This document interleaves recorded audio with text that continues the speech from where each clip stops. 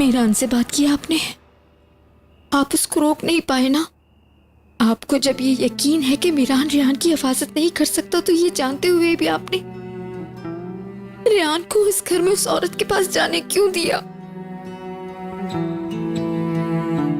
थोड़ा सब्र से काम लो जहरा। रेहान को जबरदस्ती रोका तो सब कुछ बर्बाद हो जाएगा। वो मीरान से बहुत प्यार करती है। अगर हमने इनको अजीज असलान बे का असल चेहरा दिखा दिया तो ये हवेली से अलग हो जाएंगे। हम चाहकर भी कुछ नहीं कर सकते हैं जहरा, इसलिए हमें सब्र करना होगा और वक्त का इंतजार करना होगा। इंशाल्लाह सब ठीक हो जाएगा। मीरान ने तो आपको कुछ नहीं कहा।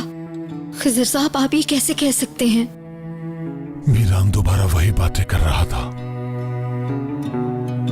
लेकिन तुम फिक्र मत करो जहरा, मुझ पर भरोसा रखो, मैं सब ठीक कर दूंगा।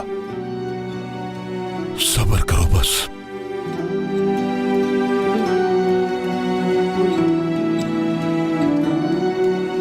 चले अब घर चलते हैं। हाँ बेटा चलो आओ।